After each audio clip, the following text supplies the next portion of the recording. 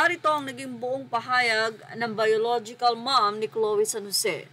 Biological mom ni Chloe San Jose nagsalita na sa relasyon sa anak, hindi maganda. Ang biological mom ni Chloe San Jose na si Maria Fe San Jose ay nagsalita na upang linawin ang mga isyung kinasasangkutan ng kanyang anak at ng pamilya ni Carlos Yulo, ang boyfriend ni Chloe. Ayon sa abogado ni Maria, hindi totoo ang mga chismis na nakakulong siya o OFW. Isa na siyang Australian citizen at nagtatrabaho sa aged care services. Si Chloe ay pinalaki ni Maria sa Australia mula 2013 at nagkaroon ng Australian citizenship noong 2020. Kinumpirma rin ng abogado na hindi naging maganda ang relasyon nila Chloe at Maria dahil sa pagkakaiba ng kanilang parenting styles. Sinubukan ni Maria na panatilihin ang Filipino values, ngunit hindi ito nagugustuhan ni Chloe na lumaki sa Australia. Gayunpaman, walang demanda na naisampa sa pagitan ng mag-ina at wala rin katotohanan ang chismis na may anak na si Chloe.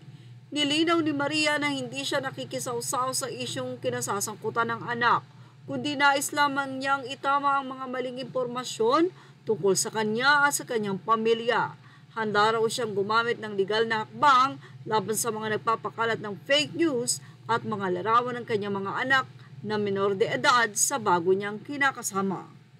So yan nga ang malinaw at mismong dininay na rin ni Chloe San Jose ito sa nagbibintang na may anak na nga ito. So hindi lahat nga ng sinasabi ng mga netizen ay tama.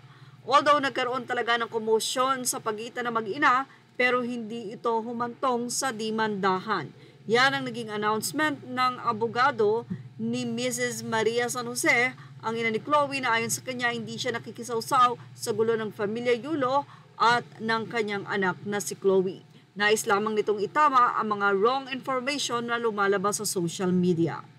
Kamakailan lamang din sa naging sagot ni Chloe San Jose sa panawagan ng ama ni Carlos Yulo, sinabi nito na umuwi pa ng Pilipinas ang ina nito upang makiusap kay Mami Angge na huwag nang magpo-post ito ng hindi maganda about kay Chloe. So, ibig sabihin ay mukhang okay naman ang relasyon ni Chloe San Jose sa tunay niyang ina na si Mrs. Maria San Jose.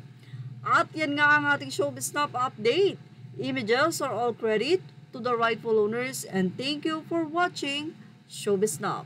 Please like, share, and subscribe.